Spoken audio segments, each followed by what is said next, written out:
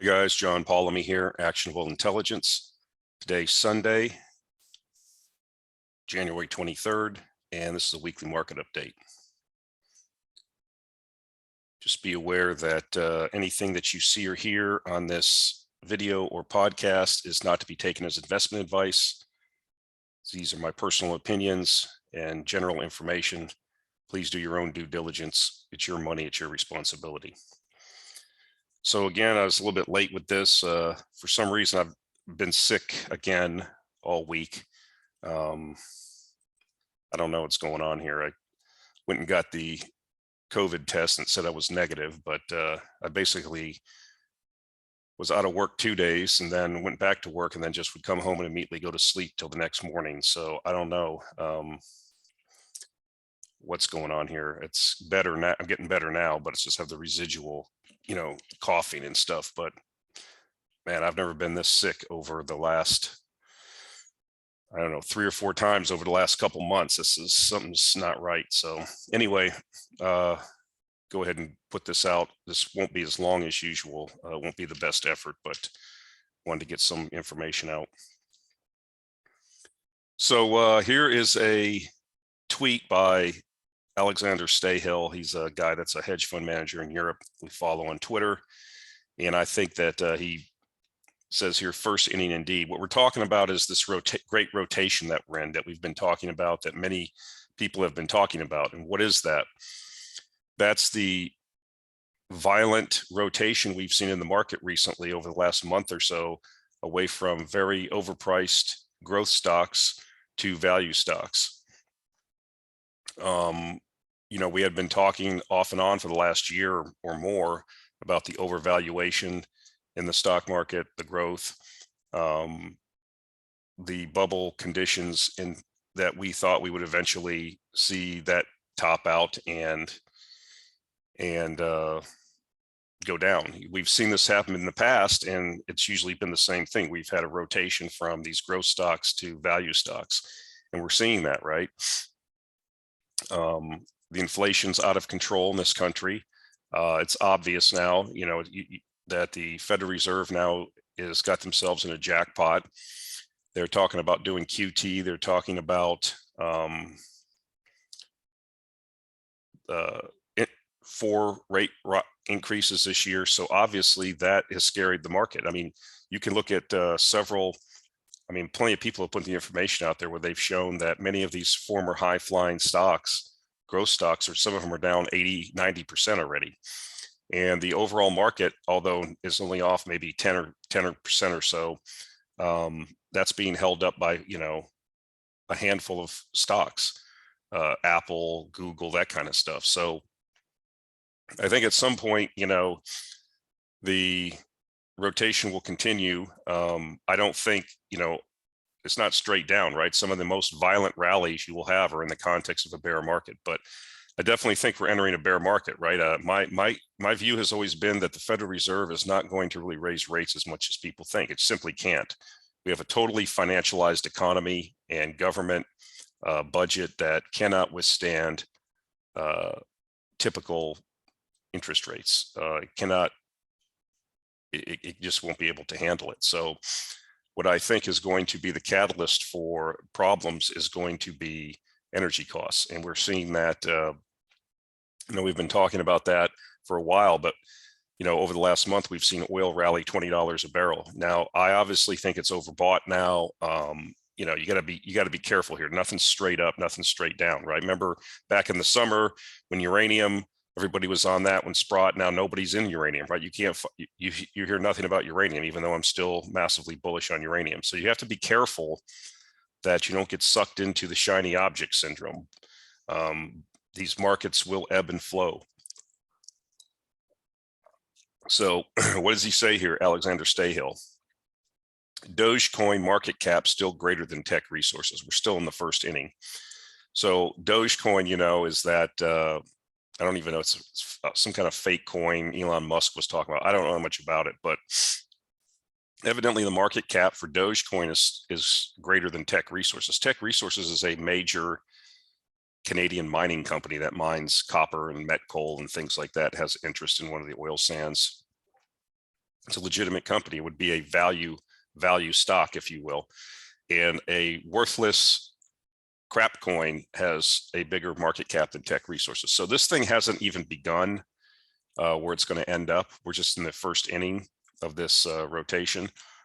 Nevertheless, it's not going to be in a straight line. Nevertheless, you don't just, buy with abandon. You have to understand that these things are going to, like I said, ebb and flow, and there will be opportunities to buy in, and there will be pullbacks. So be aware of that. But I thought this was very interesting, that even this coin that's not worth anything. I don't know if you remember, maybe it was 6 months or a little bit longer, they had that guy that became a millionaire from Dogecoin. It was some schlub. And I wonder what happened to him, right? He bought this Dogecoin, it went up. He became a millionaire. I wonder if he sold. He said he wasn't going to sell. And of course, they put him on the media. They never go back and follow up, what happened to the guys. Probably back bartending at Chili's or something. But, it'd be interesting to see. So this, this should tell you that this is an interesting data point. Okay, so when we talk about oil and why we think oil is going higher, we've talked about it many times.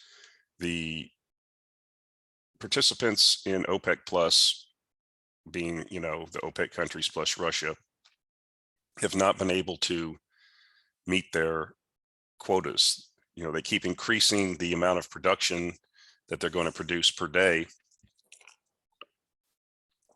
And many of the countries are not hitting the mark, and Russia is one of them, right? So Russia output remains key concern in OPEC plus hiking schedule. And we show you this this recovery from the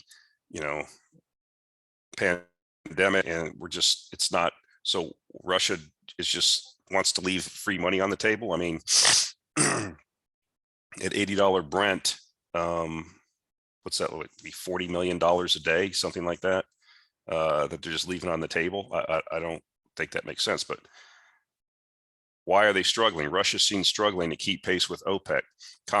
Country may only manage about half of scheduled oil increases. Higher drilling seen delivering additional supply after 2022. So this is going to get back to what we've been talking about, not just in Russia, but everywhere else. Lack of investment, underinvestment in a depleting resource. Your production goes down over time, and that's what we're seeing in Russia and other places. Russia may be able to deliver only about half of its scheduled increases in crude production over the next 6 months, joining the ranks of OPEC nations that are struggling to ramp even as fuel demand rebounds from the pandemic. With crude already trading above $85 a barrel, the outlook for Russian output leaves the global market looking even tighter than expected. It risks amplifying the energy price surge that's contributing to the highest inflation in decades. Yeah, I mean, it's going to get worse because we don't have enough oil. As we've said before, this we thought would be the major story of 2022, the realization that there will not be enough oil to meet demand. And we will get a price spike, and that will ration demand. You won't be out on your boat at $10 gasoline. You won't be flying in your Piper or in your Cessna 172. You'll be going back and forth to work and going to the grocery store, and that's it. When gasoline's, $7, $8, $10 a gallon, which I'm not forecasting, but certainly has the potential to happen in a price spike. It certainly would take elevated prices for a long period of time to solve the supply issue. It says, in the booming Asian physical market, Russian premium crude, a favorite grade among Chinese processors, has already surged to the highest price since November amid declining inventories in China. The OPEC Plus member is supposed to be adding 100,000 barrels a day of crude to the market each month, but growth ground to a halt in December. Due to a decline in drilling last year, most analysts polled by Bloomberg News expect Russia's actual monthly increases can go no higher than 60,000 barrels a day in the first half. We have a hard time seeing Russian suppliers maintaining 100,000 barrels a day production increases each month for the next 6 months. Well, they can't. We've already shown that. And they're not the only ones. And when the realization hits the market that this is going to be a problem, especially now that all the travel restrictions are collapsing around the world, many governments just on Friday or late last week, Czech Republic, the UK, we talked about previous week about Mexico. Travel restrictions are going to go away. All these mandates are starting to crumble now. And now we're going to see what real oil demand looks like as these economies are going to be fully open. And I would suggest to you that that is going to take us above $100 a barrel sooner than people think. So here's another catalyst for higher oil prices. This is U.S. jet fuel storage. You see the different years here. You can see the graph. You can see the end of 2021 here, and then you see 2022. We're already starting well below, I mean, almost 5, 6, almost 8 million barrels below the 5-year average. And this is when things are going to start opening up now. This was another catalyst that was missing from the oil demand scenarios, 1.5 million to 2 million barrels a day of jet fuel demand. Add that to the fact that the supply is being constrained because of lack of investment and the lack of the ability of the OPEC members to increase production. So this is another thing to keep in mind. And then here's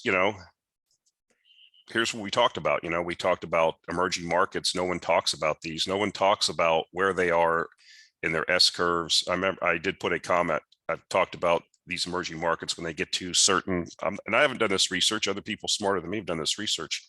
When these countries get to a certain level of GDP per capita, the energy intensity of the economy increases and per capita energy construction goes up. So,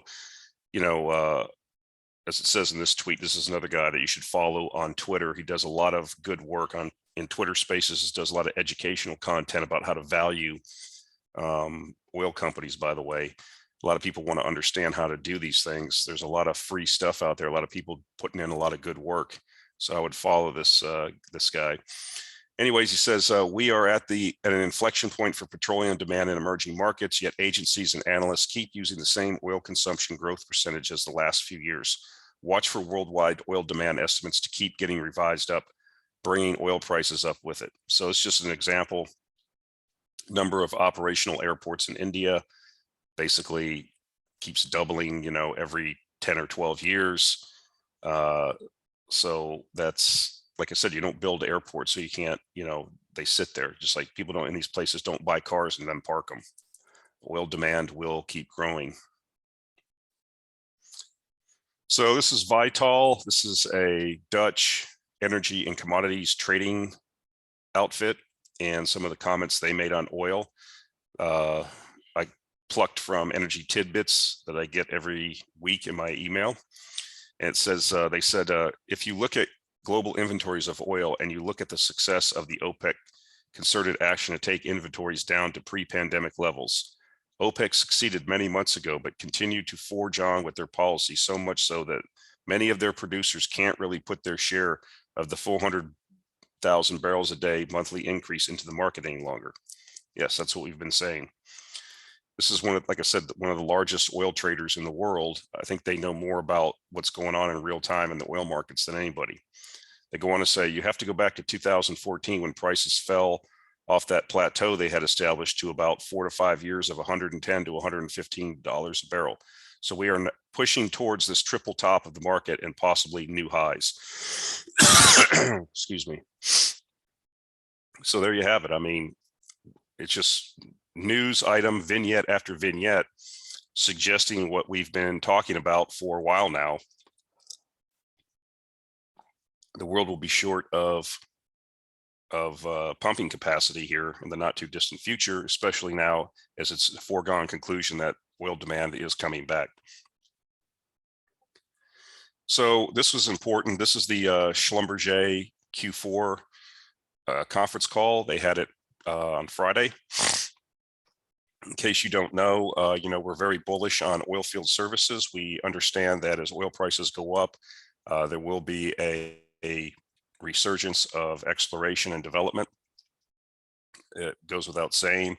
In order to do that, these companies will be activated. And so we want to know, Schlumberger being the largest oil field services company and spread out across various markets and geographical locations, this gives us a good good view and tells us what's happening in real time. So what do they say? The fourth quarter was characterized by broad-based activity growth with continued momentum in North America, activity acceleration in the international markets, and an accretive offshore market contribution. So basically, their business is recovering nicely, and we can expect to see more of that. Looking ahead, we have increased confidence in our view of robust multi-year market growth. Tight oil supply and demand growth beyond the pre-pandemic peak are projected to result in a substantial step up in capital spending amid shrinking spare capacity, declining inventory balances, and supportive oil price. All areas and operating environments, short and long cycle, including deep water, are expected to post strong growth, with upside potential as Omicron disruptions dissipate as the year advances. So here you have the largest oilfield services company basically telling you that the business is recovering, activity is increasing. Now, one of the reasons why I'm very hyped up on this is we've seen no movement really in the oilfield services stocks, right? This is going to be another area, I believe, where you're going to have